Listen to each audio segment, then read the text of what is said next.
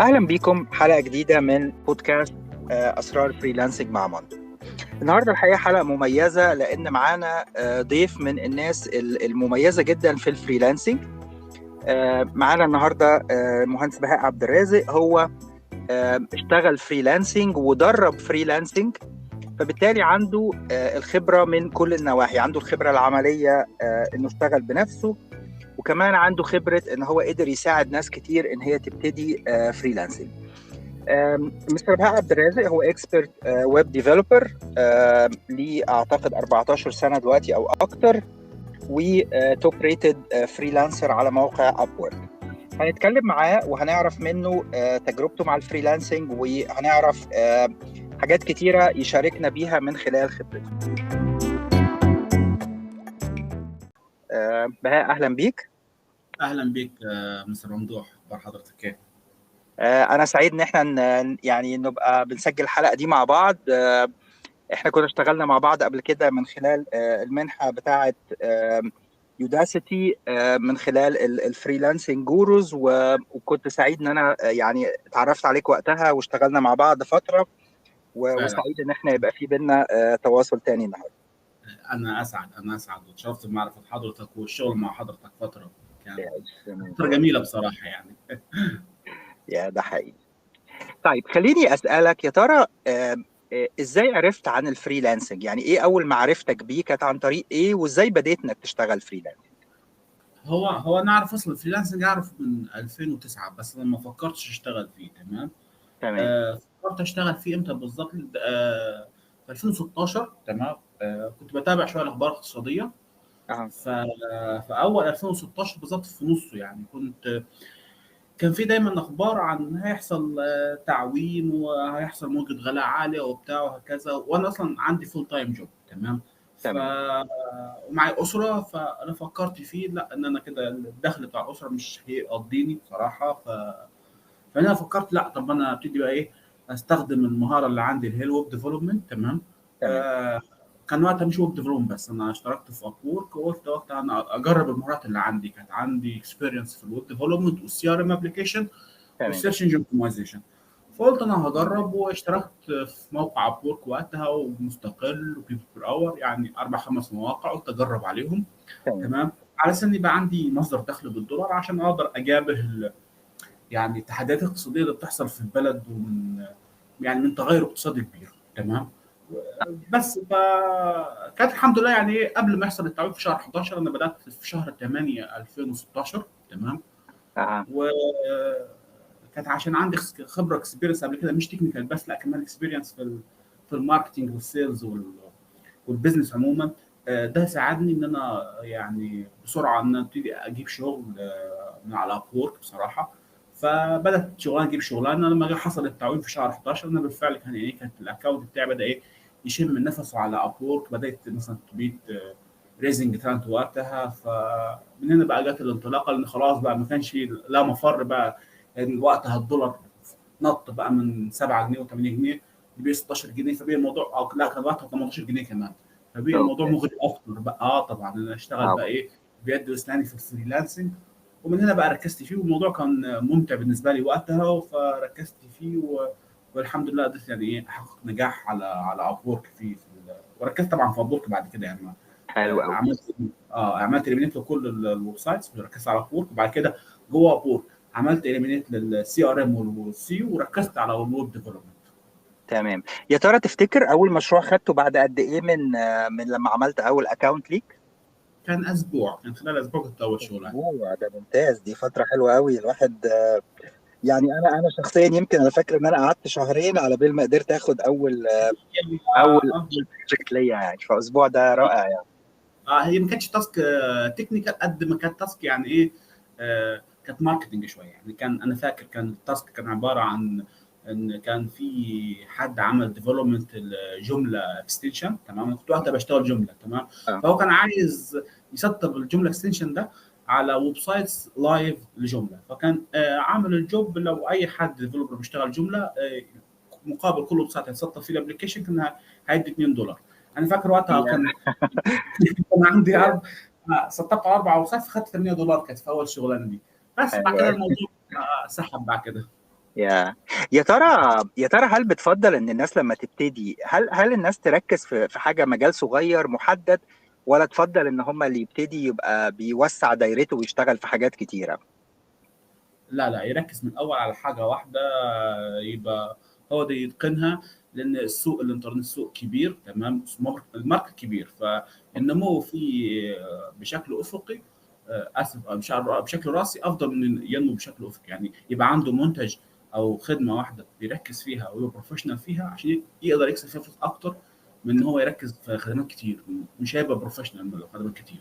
صحيح، السوق متفق كبير معاك. يعني متفق طبعا معاك في النقطه دي، اكيد. طيب يا ترى لما تيجي النهارده تبص على البدايه بتاعتك، وتبص على السنين اللي انت اشتغلتها كفريلانسر، هل تقدر تقول لي ايه شايفه اهم اسباب اللي ساعدتك انك تنجح وتقدر تكمل في المجال كل السنين دي؟ أم، طبعا هو في اسباب خاصه بمصر. طبعا الوضع الاقتصادي في مصر بيشبه ان انت تشتغل فريلانسر، تمام، طبعا. لان ما فيش دخل في مصر هنا يضاهي الدخل اللي ممكن تحققه من الفريلانسنج، تمام. دي مهم. حاجه. فدي اول حاجه، دي اسباب محليه تتعلق بالبلد. يا لكن كفريلانسنج يعني هو حاليا الوضع بيه صعب شويه في المواقع، ما بقتش زي الاول، خصوصا المواقع القديمه اللي هي زي ابورك وفريلانسر. الدنيا ما بقتش حتى زي 2016 زي ما بدات يعني. فاللي بيخش المجال ده او يحاول ينجح فيه بيبقى الموضوع اصعب بصراحه، والاستمرار فيه كمان بيصعب اكتر. يعني ممكن انت موجود في ابورك، فانت شايف برضه حتى الوضع في ابورك ما بقاش ايزي زي الاول، يعني مش سهل.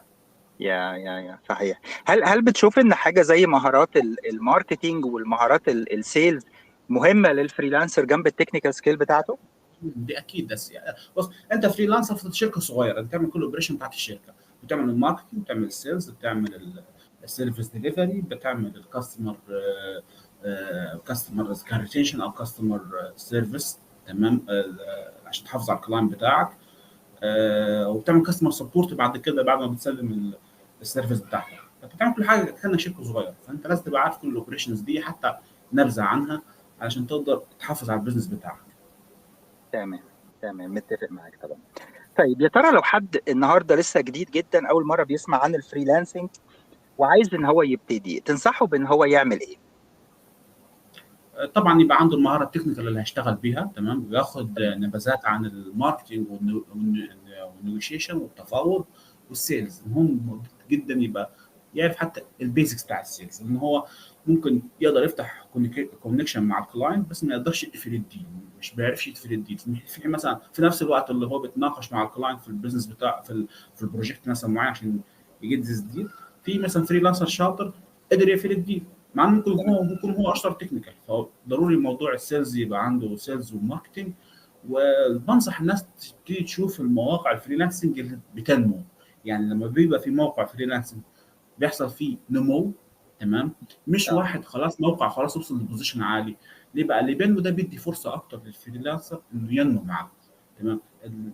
المواقع اللي نمت خلاص وحصل لها تشبع من الفريلانسرز تبقى الدنيا صعبه فيها، فانه يخش محتاج مجهود مضاعف عن مثلا يمارسه في موقع لسه بينمو، فبيبقى عنده فيه فرصه ان البروفايل بتاعه يكبر، وان هو يبقى من ضمن الناس الكبيره جوه الموقع ده. حلو قوي. هل يا ترى في مواقع جديده تقدر ترشحها لنا لو حد عايز يبص عليها جنب المواقع المشهوره؟ لو في المنطقه العربيه، ان هو في موقع كفيل من المواقع اللي بتنمو بشكل كبير الفتره الاخيره، بتعمل اعلانات كتير، بتحاول تجيب كلاينت، وحتى الفريلانسرز بتوفر برامج كويسه قوي للفريلانسرز من حيث تحويل الفلوس، من حيث النسبه. عايز ينجح الموقع، عايز ينجح، فلسه في جود شانس قوي للفريلانسرز الجديده، تمام. حلو، ده انا اول مره اسمع عنه الموقع ده، واكيد هشوفه بعد الحلقه دي. طيب، خليني اسالك سؤال. يا ترى بتشوف ايه اكتر الصعوبات اللي بتواجه الفريلانسر في مصر النهارده؟ هي كانت زمان موضوع تحويل الفلوس، بس حاليا لا، مش مشكله تحويل الفلوس. ممكن الصعوبات اللي بتواجههم مثلا موضوع قطع الكهرباء، يعني حاجات خاصه بالانفايرمنت. آه الانترنت ما بقاش ضعيف زي الاول يعني، او في معظم المناطق، في مناطق لسه عندهم بيعانوا من الانترنت الضعيف. بس اه. ده ممكن يغطيه بشبكات البرود باند بتاعت الموبايل. از جود سوليوشن، تمام. تمام. مهم. آه، اللي بيواجه هنا هو ممكن المصريين جزء من الثقافه واللغه الضعيفه، اللغه الانجليزيه الضعيفه، اللغه، تمام. يا دي صحيح. احد مشاكل كبيره قوي اللي بتقابلهم. مهم. لان مقارنه مثلا يعني مثلا انا كنت عملت ستاتكس صغيره، تمام، في 2016. كان على موقع بور كان بيتيح الارقام وقتها، كان لما تيجي تعمل بحث كان في بيتيح ارقام. فانا عملت وقتها بحث على الفريلانسرز اللي من ايجيبت من مصر واللي من الهند ومن امريكا، كثلاث دول مختلفه، تمام. اه وعملت بحث على مين اللي قدر يحقق 1 دولار. اللي قدر يحقق 1 دولار معناها انه خد البروسيس اولها لاخرها. يعني ايه؟ عمل بروفايل، دور على جوب، قدم بروبوزل، هي جيت جوب اوفر، خلص الشغلانه، خد الفلوس، فعمل بروسيس كامل. كمل ما كملش بعد كده القصه الثانيه، بس هو نجح كفريلانسر، تمام. تمام. فكانت نسبه المصريين 9%، نسبه 9%. يا في 2016 الكلام ده. نسبه اوكي. الهنود 18%. يا و ونسبه الامريكان كانت تقريبا 8%. بس طبعا ممكن تقول امريكا الموضوع مختلف عشان الناس كانت اسعارها عاليه في امريكا. احنا اه مثلا ممكن نقول ان الهند ومصر قريبين من بعض في قصه الاسعار والحاجات دي، فاحنا ممكن الفريلانسر في مصر يقدم سعر اقل من فريلانسر امريكا، لاختلاف طبعا تكاليف الحياه ما بين البلدين. صحيح. بس هتلاقي الهند نسبه نجاح عاليه بالنسبه لعدد المشتركين. يعني مش اي عدد المشتركين، لا، النسبه، تمام. اه النسبه ممكن يا يبقى موضوع فير. فنسبه نجاح الهنود اعلى من المصريين الضعف تقريبا، تمام. يا اه ده يعود، اعتقد احد الاسباب الرئيسيه هي اللغه، هي اللغه اللغة. الانجليزيه. اه يا صحيح. صحيح، هم الهنود دايما الحقيقه معروف عنهم ان هم هارد وركينج ويعني من الناس اللي بيشتغلوا جامد جدا وبيقبلوا اي اسعار بحيث ان هم يقدروا ياخدوا شغل مهما كانت الحاجه. يعني ليا اكتر من تجربه مع ناس فيهم ودايما كنت بلاقي الصفه دي موجوده يعني. اكيد. بس احنا دلوقتي نفس الانفايرمنت، يعني البيئه بتاعت مصر هي زي الهند من حيث مثلا السعر القليل. يعني انت مثلا دلوقتي اه لو حد مصري خد مثلا بروجكت ب $100، $100 لما تيجي هنا في مصر دلوقتي بنتكلم في 4800 جنيه، رقم يعتبر كويس. طبعا طبعا اكيد اكيد. هل بتشوف ان المبادرات اللي بتعملها الوزاره، وزاره الاتصالات، اللي هي بتعلم فريلانسنج وبتعمل حاجات زي كده، هل بتشوف الحاجات دي فرقت في كميه الناس اللي بتشتغل فريلانسنج في مصر النهارده؟ طبعا طبعا. والدليل على كده مثلا لما تلاقي ان في سيرفيس، طالما في سيرفيس كتير بقت موجوده، خصوصا الفاينتك سيرفيس اللي هي التكنولوجيا الماليه بدات توفر للفريلانسر جوه مصر، ده معناه ان عددنا زاد. يعني مثلا لما تلاقي ان في موقع زي ابورك اتاح خدمه التحويل البنكي لحسابات الجنيه المصري بشكل مباشر من ابورك مثلا ليه، او مثلا تلاقي مثلا بيبال اتاحها انه الناس تقدر تحول على حساباتها البنكيه اللي جوه مصر فلوسها من بيبال، وهكذا. كل دي انديكيتورز ان عدد الفريلانسرز في مصر زاد، تمام. طب ايه اللي زوده؟ اللي زوده بصراحه يعني البروجرامز بتاعت وزاره الاتصالات اللي كانت هي استخدمت ادواتها الثلاثه. يعني دي ادواتها الثلاثه التعليميه اللي تتمثل في الاي تي اي، وده الاكبر، ده اللي بيركز كان في الموضوع ده. ومعهد الاتصالات بتاع مع انه اقصد تخصص نتورك، بس برضه من الحاجات اللي اشتغل عليها برضه فريلانسنج، واي تي تمام. دي، هيئه تكنولوجيا المعلومات. فهو استخدم ادواته الثلاثه من هيئات ان هو يعمل اكبر قدر ممكن من بروجرامز بحيث يوصل لاكبر عدد اكبر قدر ممكن من الشباب. كان يعني مثلا في بروجرام يوديسيتي كان في بروفيشناليتي اكتر، ان هم درسوا السوق الفريلانسنج عايز ايه، فهم ركز على فتره البروجرامز وقتها اللي هو الديفلوبمنت تمام.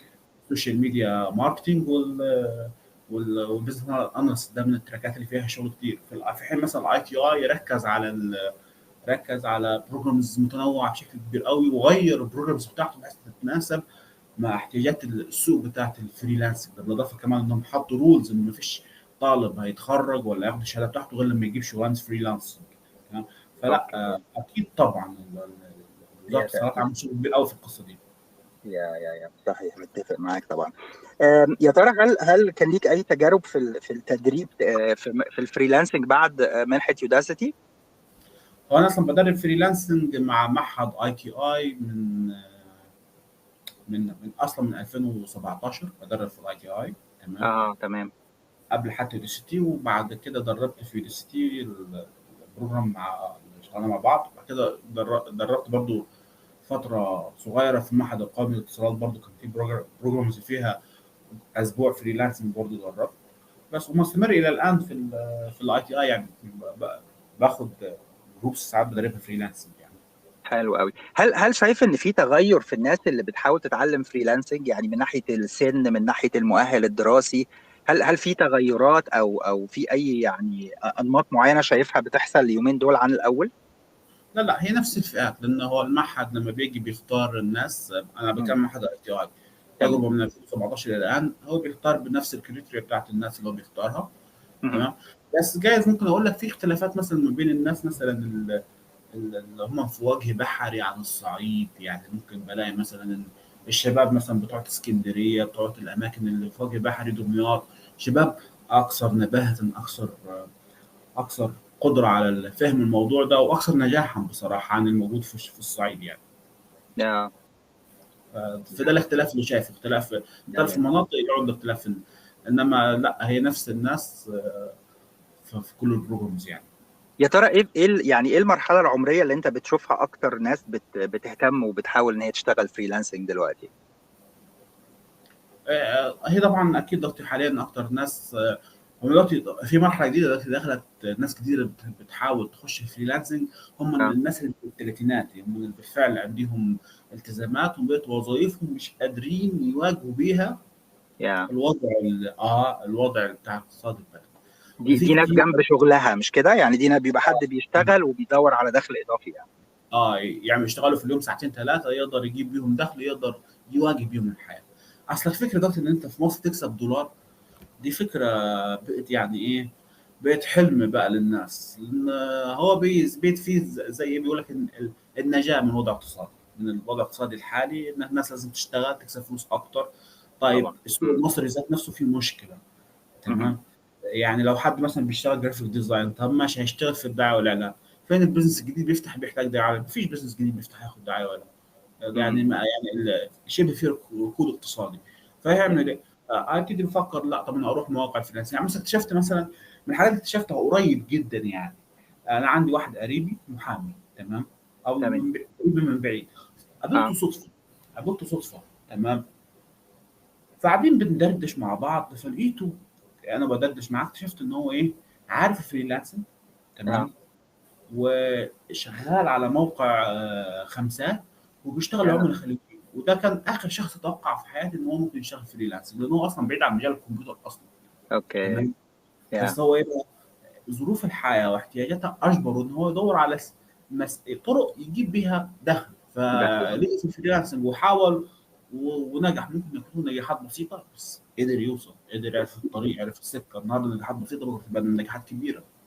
يا حلو طبعا. اكيد انك لما بتفتح لنفسك سوق كبير، يعني مهما كان الحجم السوق في مصر ما هوش لا يقارن بالسوق العالمي، فاللي بيقدر ان هو يدي نفسه فرصة ان هو يبقى يعني عميله موجود في اي حتة في العالم، بيوسع طبعا الامكانيات اللي يقدر يوصل لها يعني.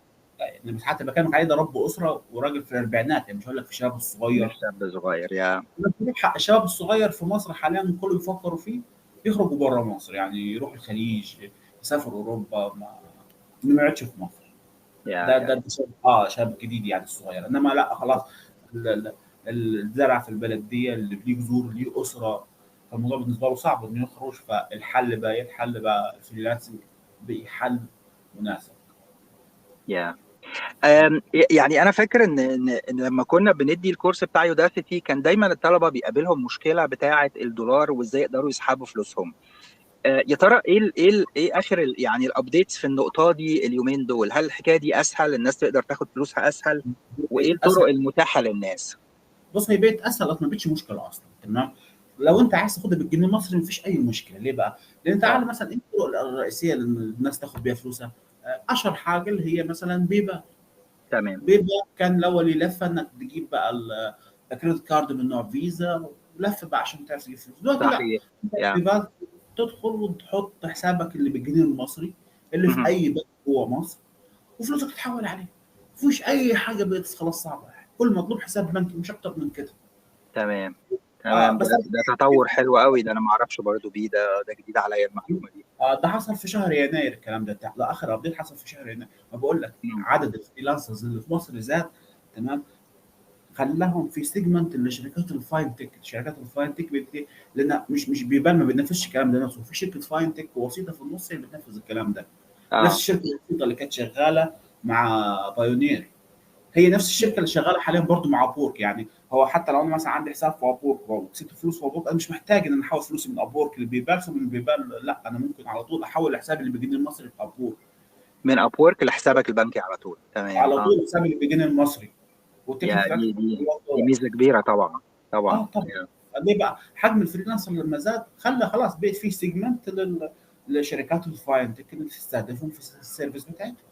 فطبعا ده سهل بشكل كبير قوي موضوع تحويل الفلوس. طبعا بالاضافه برضه ممكن نقول شويه موضوع مثلا لما القي الضوء في المؤتمرات بتاعت القاده السياسيين في البلد موضوع الفريلانسنج، وبدا يبقى فيه اهتمام شويه بيه. ده اه. خلى مثلا البنك المركزي يفك شويه بقى ايه القيود بتاعت التحويلات اللي هي بتاعت الفريلانسنج. ومن هنا اوجد الشركات اللي قدرت تشتغل جوه مصر كانت عندها مشاكل انها تشتغل في موضوع تحويلات مثلا بيبال او غيره، بقت صحيح. موجوده. الموضوع ما بقاش في مشكله اصلا.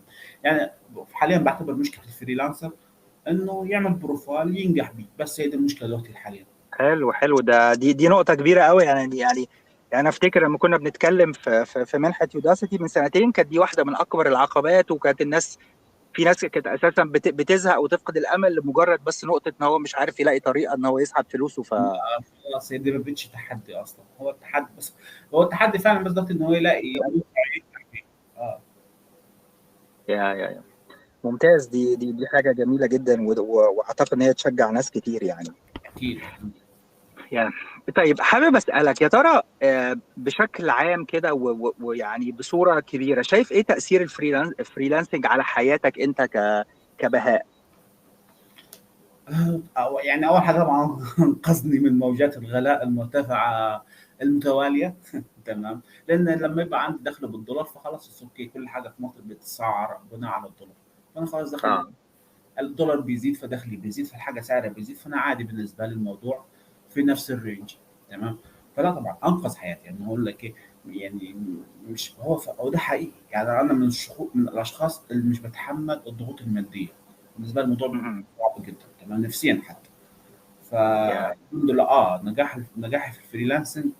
انا فاكر زمان في 2007 لما لما سبت شغلانه ما كانش في جيبي تقريبا غير 10 جنيه. كنت لسه يعني شاب وما اتجوزتش ولا حاجه. انا فاكر الشهر كله قعدت ب 10 جنيه، حاولت ما اصرفهاش لان انا عارف لو صرفت طب ماشي، انا مش عايز اخد مصروف من والدي، مش عايز استلف من حد. انا طبيعي كده ما بحبش ايه في قصه الجزء المادي. فطبعا موضوع الفريلانسنج انقذني ماديا. الوضع في مصر صعب جدا. يعني مثلا الوظيفه اللي انا شغال فيها دي تبع شركه حكوميه، تمام، وعلى الرغم انها مثلا هنقول في المطار وفي مكان كبير، بس الدخل بتاعها عشان على المستوى المادي اللي انا عايشه مثلا باسرتي، تمام، بالظبط يعني 6 7 ايام والمرتب بتاعها فينش. يا اه طبعا. طب ايه الفرق بقى؟ الفرق بقى وجود فريلانسنج في حياتي، فانا عندي دخل بالدولار، فطبعا ده خلى رفع مستوى المعيشه بتاعتي وحافظ عليه في ظل كل اللي بيحصل دلوقتي. تمام. طب معاك حق طبعا، اكيد يعني دي ميزه كبيره قوي ونعمه كبيره الحقيقه. طيب انا يعني اعتقد ان انا كده سالت كل الاسئله اللي عندي. آم، لو حد حابب ان هو يتواصل معاك او يقدر ان هو يعني يعرف اكتر عن شغلك وعن الحاجات اللي انت بتعملها، هل تحب يقدر يتواصل معاك ازاي؟ او هل في حاجه سوشيال ميديا انت يعني بتبقى اكتف عليها، او ايه الطريقه اللي تحبها؟ في انا عندي لينكدين موجود عليه واكتف، برد على رسائل عليه عادي. تمام. لينكد ان. تمام. اه، بالاسم ايه يعني لو حد حب يدور عليه الاسم هيبقى ايه؟ بهاء عبد الرازق نفس الاسم. تمام خلاص. وانا ممكن برضو في الوصف بتاع الحلقه نحط اللينك، بحيث لو حد حابب يوصل له يقدر ان هو يوصل له بسهوله يعني. تمام. تمام يا ترى يعني هل عندك اي حاجه حابب تضيفها؟ هل في اي حاجه ما اتكلمناش فيها وحابب انك توصلها للناس المهتمه بالفريلانسنج او اللي لسه بتستكشف المجال؟ لا هو طبعا انا بنصحهم بالوضع الحالي في مواقع الفريلانسنج، ان في مواقع فريلانسنج كبيره زي ابورك وخلافه بدات تتعامل معنا احنا كفريلانسر اننا كلاينتس بالنسبه لها مش بارتنرز. انا قاصد الكلام ده. يعني كانت الاول مواقع العمل الحر تتعامل معانا كبيره، كانت تتعامل مع الفريلانسر ان هو بارتنر شريك معاها في النجاح. هي بتاخد مهم. كوميشن بناء على الشغل ده. كسبت هيكسبوا معايا، ما كسبتش خلاص مش هيحاسبوني. لكن يا دلوقتي لما تيجي تشوف انت تشوف نيجي في ابورك دلوقتي، لما تيجي تشوف لو انت حبيت تقدم على وظائف كونكتس بتوصل 22 كونكت 24 كونكت. طب ما انت تيجي تشتري 24 كونكت دول هتقدمهم على وظيفه اصلا بيكلفوك 3 $4. الله طيب يعني طب هو انا هدفع فلوس كتيره قوي كده عشان اقدم على وظائف هي جت لي ما جتليش؟ تمام. فكده هو بالنسبه لهم بقيت كلاينت يعني فريلانسر، بقيت بالنسبه لهم كلاينت، ما بقتش طبعا طبعا بارت. عشان كده بنصح الفريلانسر انت في بدايه حياتك محتاج مواقع عمل حر بتنمو، ابحث عن مواقع العمل الحر اللي فعلا فيها فرص اعلى وارقام الوظائف فيها بتزيد. دي هتبقى فيها فرص كويسه قوي ان تكبر معاها لغايه ما توصل تتشبع. من بعد ما هتتشبع هي هتبقى زيها زي ابوك وغيره. تمام تمام. يعني يا ميرسي جدا على النصيحة دي، وانا سعيد جدا بالحوار ده. بس اتمنى الناس تقدر يعني تستفيد منه والحاجات الجديدة اللي انت قلتها لنا النهاردة. واتمنى لك كل التوفيق في شغلك، سواء كفريلانسر او كترينر في مجال الفريلانسنج. وبإذن الله يبقى في فرصة تانية ان احنا نسجل حلقة تاني وتالت وفي المستقبل. واتمنى لك كل التوفيق. ان شاء الله. شكرا لك مستر ممدوح. شكرا ليك وشكرا ليكم. واتمنى الحلقة دي تكون مفيدة. ونتقابل بإذن الله في حلقة جديدة من بودكاست أسرار الفريلانسنج مع ماندو. شكرا ليك.